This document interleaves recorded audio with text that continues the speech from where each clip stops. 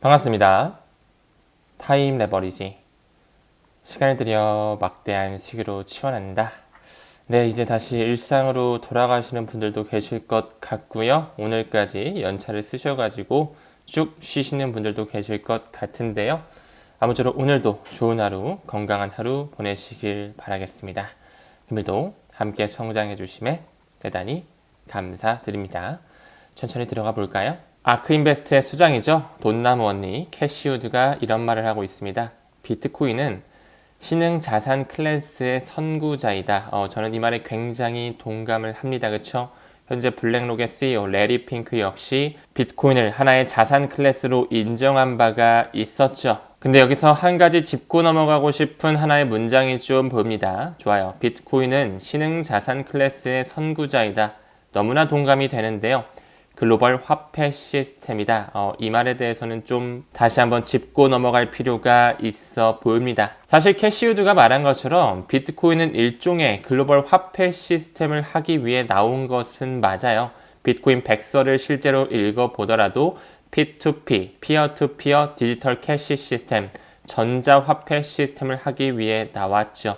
2008년에 미국발 금융위기로서 더 이상 중앙은행 서버를 믿지 못하겠다. 이제 개인 간 돈을 이동할 때 중앙 서버를 거치지 않고 바로바로 돈을 옮길 수 있는 시스템을 만들겠다라고 해서 비트코인 사토시 나카모토라는 사람 하나의 집단이 만들었다고 볼 수가 있겠죠. 저는 이 사토시 나카모토 아직까지 베일에 쌓여진 인물이지만 현재 리플의 CTO죠. 데이비드 슈워츠가 1991년서부터 다중 분산화 컴퓨팅 시스템에 대한 지금 현재는 분산 원장 기술에 대한 특허를 보유하고 있었기 때문에 반드시 이 사람이 사토시 나카모토와 연결성을 가져갈 것이라고 생각을 하고 있습니다. 실제로 비트코인의 한계점을 보완하기 위해서 데이비드 슈워츠뿐만 아니라 제드 맥켈럽, 아서 브리또와 같은 이 세 명의 기술진들이 리플사의 합류가 이루어지면서 XRP 레저의 생태계 2012년에 고안이 되었죠. 비트코인은 실제로 P2P 디지털 캐시 시스템을 하기 위해 나온 것은 맞지만 실제로 보내게 되면 전송 속도가 너무나 느리고요. 수수료 또한 굉장히 비싼 비효율적인 국면에 처해 있다는 것을 반드시 인지할 필요가 있습니다. 즉 비트코인과 이더리움 TPS 기반을 봤을 때 1초에 몇 개의 거래를 처리할 수 있느냐를 봤을 때 너무나 느린 국면에 처해 있지만 XRP 레저 기술을 쓰게 될 경우 굉장히 빠른 TPS를 자랑하고 있다. 여기에는 1500으로 보이지만 현재 리플의 공식 홈페이지에 들어갔을 때 초당 3400건의 거래를 초래할 수 있으며 수수료 또한 굉장히 저렴하다. 리플의 하위 단위인 드랍으로 표기를 해봤을 때 10드랍만큼 소각이 이루어지면서 가치가 이동된다라고 말씀을 드렸죠. 즉 다시 말해 캐시우드가 말한 것처럼 비트코인의 시초, 일종의 글로벌 화폐 시스템을 하기 위해 나온 건 맞지만 진정한 가치의 인터넷을 하기 위해서는 이 밑에, 수면 밑에 굉장히 포텐셜로 잠식되어 있는 XRP를 그들이 선택할 수밖에 없다라는 것을 꼭 명심해 주셨으면 좋겠습니다. 그렇다고 해서 비트코인이 쓸모가 없을까요? 절대 아니죠. 저는 항상 여러분들께서 비트코인 정수 단위로 꼭 한 개 정도는 자손에게 물려준다는 생각으로 가져가자라고 말씀을 드렸습니다. 왜 그렇죠? 이미 그들이 인정하고 증명이 완료된 새로운 온라인 금, 가치 저장 수단이기 때문에 만약에 여러분들의 투자 성향이 너무나 보수적인 성향이다라고 하시면 더더욱 이 비트코인 쪽에 집중하시는 것 또한 저는 굉장히 좋은 선택이다라고 말씀드리고 싶습니다. 실제로 이 비트코인의 비효율성을 보완하기 위해서 나온 하나의 네트워크 서비스가 있죠. 바로 LN이라고 불리는 라이트닝 네트워크. 이 비트코인 블록체인을 기반으로 구축된 지불 프로토콜이라고 봐주시면 되거든요. 비트코인을 쓰는 것보다 이 라이트닝 네트워크를 쓰는 게 훨씬 더 빠르고요. 이 확장성 문제에 대한 솔루션으로도 충분히 제한될 수 있다라는 거. 그렇다면 이렇게 질문을 주실 수도 있겠죠. 그러면 국경 간 결제, 송금을 하는 부분에 있어서 비트코인 라이트닝 네트워크를 써도 되는 거 아닌가요? 굳이 리플 XRP를 은행이 받아들일 이유는 없지 않을까요? 라고 말씀을 주실 수 있겠지만 이 라이트닝 네트워크에는 분명한 한계점이 존재하고 있습니다. 여기 볼까요? 하지만 라이트닝 네트워크는 1사토시처럼 작은 금액을 전달할 수 있기 때문에 소규모 지불에만 적합하다라는 거. 이는 소액 결제를 가능하게 한다라는 거죠. 이 한계점을 다시 한번 짚어보더라도 이 라이트닝 네트워크는 대규모 지불, 국경 간 결제, 스위프트를 대체하기에는 적합하지 않는다라는 거. 왜 IMF의 핀테크 노트, 그리고 BIS, 국제결제은행의 프로젝트 츄라, 마리아나, 이클립스, 만다라, 그리고 한국은행과 같이 하고 있는 아고라까지 여러 가지 미루어 봤을 때 왜 라이트닝 네트워크보다는 리플과 스텔라 루멘을 CBDC의 세상에서 국경 간 결제 솔루션으로 인용하고 있는지 이미 그들의 채택을 받았다라고 볼 수가 있겠죠. 다음 기사 봤을 때 텍사스 부지사가 지금 현재 비트코인 준비금 법안을 올해 2025년 우선 과제로 발표하고 있네요. 여러분들께서는 미국이라는 국가가 비트코인을 비축 자산으로 받아들일 것 같으세요? 아닐 것 같으세요? 저는 시간차가 있을지언정 반드시 받아들일 수밖에 없다. 이렇게 보고 있거든요. 일단 몇 가지 움직임을 좀 보더라도 이미 오하이오주에서 비트코인 매집 법안이 발의됐다. 오하이오주뿐만 아니라 펜실베니아주 비트코인 준비자산 매집 법안이 발의됐네요. 또 한 번 텍사스주 역시 과거부터 비트코인 전략 비축 법안을 발의했고요. 최근에 뉴햄프셔주와 노스다코타주 역시나 비트코인 비축 법안을 추진하고 있습니다. 좀 더 가볼까요? 바로 어제 기사인데요. 일리노이주에서도 비트코인 전략 비축 자산 편입 법안을 제출하고 있고요. 사우스다코타주 역시 비트코인 전략 비축 자산 법안을 제출하면서 이로써 비트코인 전략 비축 자산을 매입하는 제한 법안이 도입되거나 제출된 미국의 주는 최소 12개로 늘었다라고 하네요.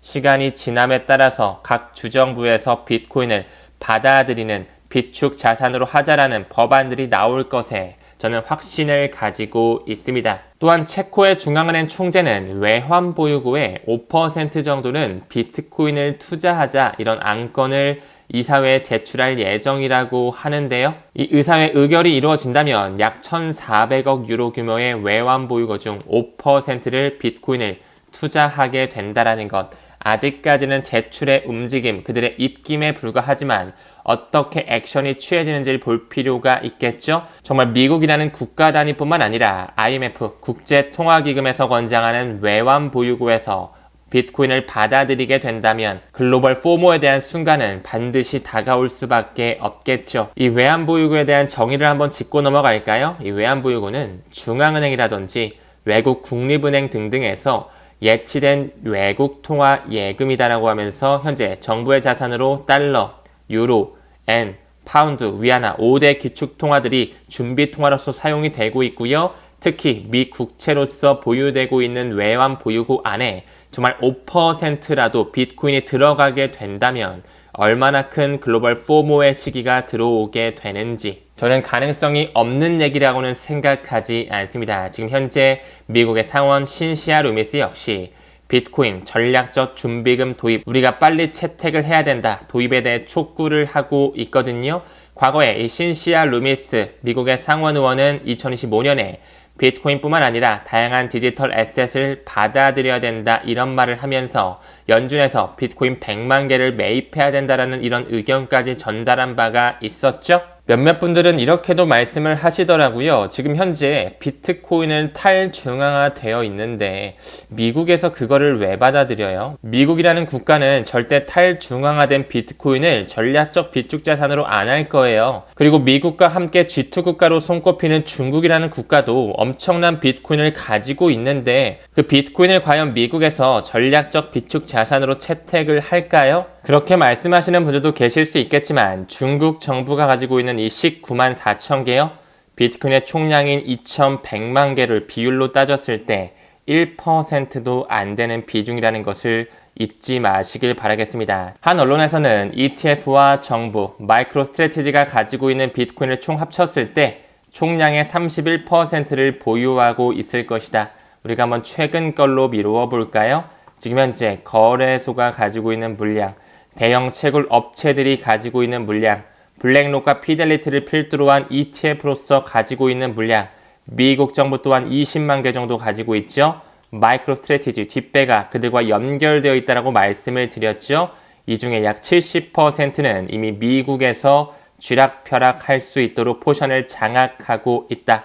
과거 1944년 그들은 실물금 70%를 가지고 있다는 명분 하에 달러라는 기축통화를 만들어서 지금까지 달러를 쥐락펴락, 양적 긴축과 양적 완화를 통해 세상을 지배해 왔었죠. 이제는 막대한 양의 온라인 금을 그들끼리 가지고 있다는 명분으로서 단 하나의 전 세계를 아우르는 암호화폐를 급부상하게 시킬 가능성 저는 충분히 열어둬야 된다고 생각합니다. 중국 정부가 비트코인 많이 가지고 있을 거라서 미국이 안 받아들일 거라고요? 비트코인이 탈중앙화돼 있기 때문에 미국에서 안 받아들일 것 같다고요? 미국이라는 국가의 뒤에 있는 세력이 비트코인을 만들었다고 해도 과언이 아니고요. 이미 미국과 중국의 뿌리는 금융 엘리트로서 하나의 몸체를 가지고 있으며 그들은 다시 한번 온라인 금을 통해 통화의 헤게머니를 가져가기 위해 시나리오를 연출하고 있다고 보고 있습니다. 하지만 최근에 브래드 갈링하우스가 말한 것처럼 비트코인 하나만 전략적 비축을 하기보다는 앞으로 각 섹터를 대장하는 그런 암호 자산들, 이더리움도 들어갈 것이고요. 우리가 지금 투자하고 있는 XRP도 들어갈 수밖에 없겠죠. 그런 암호 자산들이 더더욱 급부상하면서 디지털 생태계로 경제 패러다임이 바뀔 것이다. 저희 개인적인 생각 전달드리고 넘어가도록 하겠습니다. 최근에 미국 SEC의 홈페이지에서 리플의 소송 관련 기록을 삭제했었는데요. 외신에서는 또 이번에는 소송 종료 의미는 아니라고 말을 하고 있네요. 이런 언론 플레이에 너무 일일비하지 않으셨으면 좋겠고요. 연준의 채택 시기인 3월 10일까지 우리는 묵묵히 리플 XRP에 대한 수량 천천히 모아갔으면 좋겠습니다. 한 나스닥 상장사 워크스포트에서 비트코인뿐만 아니라 XRP까지 처음으로 매수했다라고 하네요.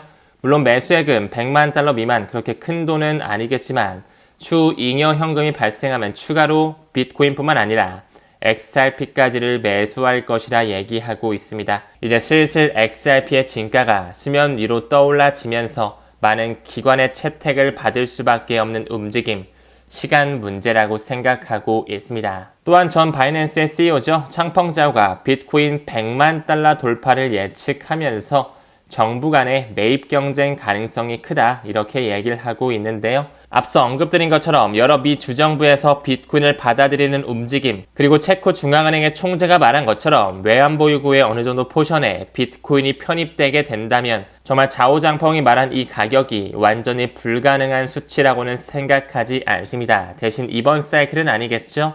다음 사이클, 다다음 사이클까지 갔을 때 비트코인이 10억이 넘어갈 수 있는 가능성 저는 충분히 연출될 수 있다고 생각하고 있습니다. 그렇기 때문에 더더욱 사토시 단위로 쪼개지는 비트코인과 드랍 단위로 쪼개지는 XRP에 대해서는 우리가 조금 더 중장기적으로 가져갈 필요가 있겠죠. 다음 기사 봤을 때 미국 상무장관 지명자 하워드 루트닉이 테더와의 관계를 부인하고 있네요.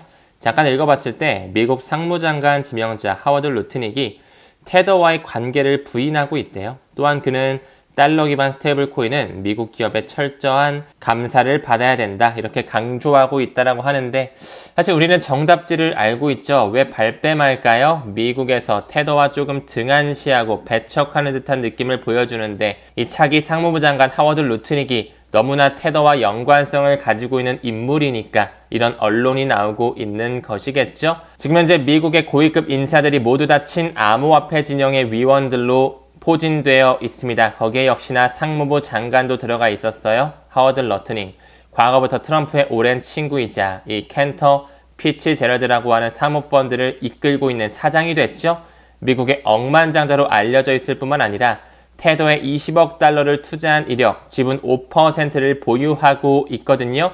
팩트 체크 들어갑니다. 하워드 러트닉, 켄터 피츠제럴드의 사장이 됐고요. 미국의 억만장자이며 차기 미국의 상무부 장관으로 지명이 됐다라는 거 말씀을 드렸었죠. 또한 켄터 피츠제럴드가 테더의 5% 인수를 과거부터 합의하면서 크게 투자를 단행하고 있었다라는 거 왜 그는 발뺌을 하고 있을까요? 그러면서 이제 달러 기반 스테이블 코인에 대해서 철저한 감사를 받아야 된다. 시간이 지남에 따라 미국에서 스테이블 코인 법안을 완전히 받아들이면서 테더라든지 서클 그리고 리플사에서 찍어내는 RLUSD 등등의 이런 메이저 기관에서 찍어내는 것 이외에 잔챙이들은 모두 다 명확한 규제를 받지 못하면서 사업 영위를 중단하게 되겠죠. 여러분들께서 분명히 알고 계셔야 되는 거 서클과 테더요? 중국과 미국으로 싸우는 것 같나요? 절대 그렇지 않다는 것을 꼭 명심하셨으면 좋겠습니다. 홍콩 기반의 비트파이낸스 거래소와 이 테더를 소유하고 있는 아이파이낸스의 뒷배를 봤을 때 정말 중국의 자본만 들어가 있을까요? 미국과 영국의 헤지 펀드들, 코인베이스 벤처스, 크라켄 벤처스, 갤럭시 디지털, 켄터 피츠제럴드, 미국의 상무부 장관의 지분 5%를 가지고 있다.